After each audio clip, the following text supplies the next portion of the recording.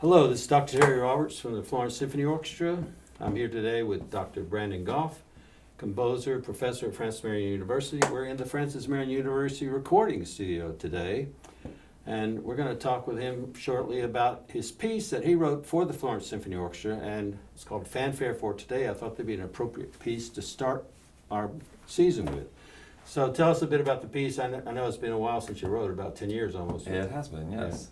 Yeah. Well, when I initially wrote the piece, I guess it's one of the things I like about the piece is that it kind of the idea that I had for it initially, I think, still stands. As human beings, we tend to reference the past and the future with a little bit of fear. The past, we tend to, for better or for worse, we tend to see the past with a tinge of regret. Mm-hmm. And we tend to see the future with a tinge of anxiety. So even though neither are generally warranted, mm-hmm. That's generally kind of how we approach it.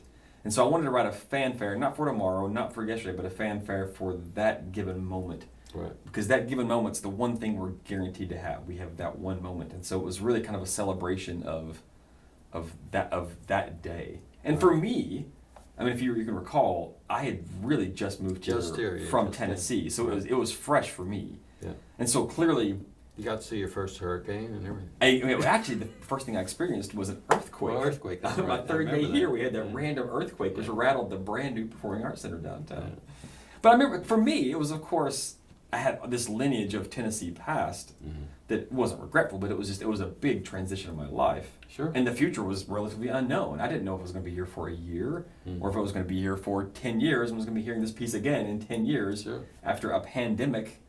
And we're all 10 years older and life's been pretty good to us. So it's kind of funny how it all comes full circle. Well, you and I have worked together a lot, and I've done some of your other pieces, and like recently we did your guitar piece with the band, Full On Rumble, and people can watch that on Facebook. Tell us about your style. I know that a lot of times you use percussive effects, or I guess that's not the right word, is it? Yeah, I guess so. So the rhythm effect, I guess that's the word. Yeah. So I guess what every composer in some form or fashion is trying to do is come up with a voice that's their own. Right. I mean, whether it, and most modern composition, when you say modern music, it tends to get a pretty bad rap because it's so abstract. People think of atonal. Absolutely. Yeah. So that's and I do enjoy atonal music, much like I enjoy exceptionally spicy food. It's I have to take it in small doses, and I can't eat it 3 meals a day. I guess you know this as well. I grew up in an era where classical music wasn't my first language. Pop music was. Yeah. And so one of my I was kind of lambasted for this at first in academia, as you can imagine. I was trying to infuse rock and roll rhythms and rock and roll melodic concepts and these things that are blues and even heavy metal and things that I was into classical music, which was just not cool then. It's become a lot more cool now. Because the young composers now are garage band people. Yeah, you're exactly. It's a whole different. I never saw that occurring, but it's one of those things where when you start doing something, you don't know that it's actually going to work out 10 to 20 years in the future. So as it turns out, my music always infuses kind of a pop or rock and roll concept into it in some form or fashion, and that's become rather hip. Yeah, and even though it was laughed at 20 years ago, people thought, no. Quartet, the Carolina Rock. Yes, yeah, that was great. It's pure rock and roll. Yeah. Even my more abstract music still utilizes a lot of rock and roll idioms. Yeah, but at the same time, even in this particular fanfare, you sort of have an ABA where you have this lyrical type section in the middle. And did the same thing with the guitar concerto. Yeah. Too, so. Well, I remember, I'm thinking through it as you discuss it, on Fanfare for Today, it opens up with this kind of, I think it's in G minor. Yes, percussion. Right, yeah. So like syncopation. Even has its own little fanfare. There's this little percussion fanfare, and then you get this dun dun dun dun dun dun dun dun dun dun dun, which it's a 3-note motive that overlies the bar line. Right. Which is a very rock and roll thing to do. Mm-hmm. Even that is not typically classical, so that was me using kind of rock and roll motifs within that opening, and that was my referencing kind of the trepidation about the past or the future, if you would. Right. And then it becomes quite joyous in the middle because it's a celebration for the fact that we're here and we're here now. Yeah.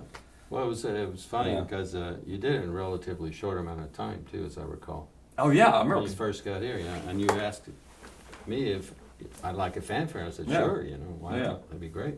And you guys killed. I mean, the first performance was fantastic, really, really good. And you're a better symphony now than you were there. Then I'm Yeah. sure. Yeah, yeah. Over the years, we've There you progressed go. much Yeah. better. I'm excited to hear it again. to say the So least. tell us some things you've been doing. I know you have a lot of projects going on, just in general type things going on right now. Oh goodness. Yeah. Well, yeah, we just. I mean, you and I just collaborated on this. It's been Video. really. It's actually been really succccessful so far. It's Yeah, been really everyone loves good. it, didn't Everyone they? absolutely Yeah, loves it. Yeah. And I've had.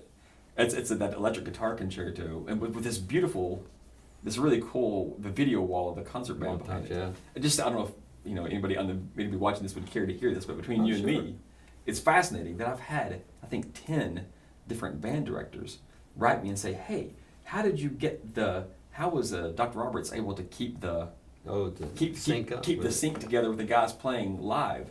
And I was trying to explain to them that well, actually, for the most part, that was pre-done. He was playing. We were all playing to a concept. Right. So it never occurred to anybody that was even a way you could do that. Oh yeah, yeah. No, So- we were basically like lip syncing, basically. Well, you have to. Yeah. There's no way. There's with the delay and lag and an Yeah. online distribution, you couldn't do No. that. No. Of course, given the modern issues of distancing, everyone wants to be able to do that. It's still We're just not there. We're not there not yet. technically. No. So that piece, I mean, as you well know, that piece. I mean, I'm in a constant state of licensing and sending that out because it's self-published and it just takes a lot of work just to keep on top of something.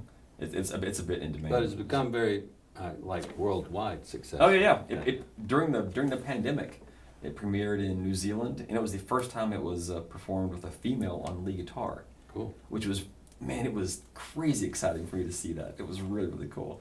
In Australia and New Zealand, it was done in China just recently. Yeah.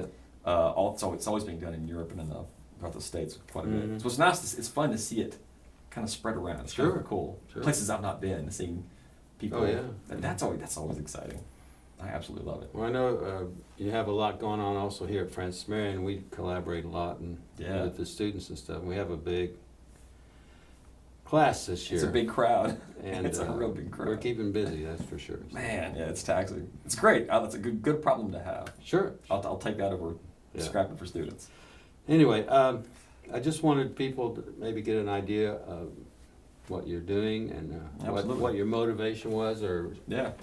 spirit was or whatever you have. But anyway, I'm looking forward to doing a piece and hopefully you can come listen again. I'll be there. I can't wait to hear it. Cool. All right. All right. Thanks a lot, Brandon. Thanks. Appreciate We'll it. see you later. Cheers.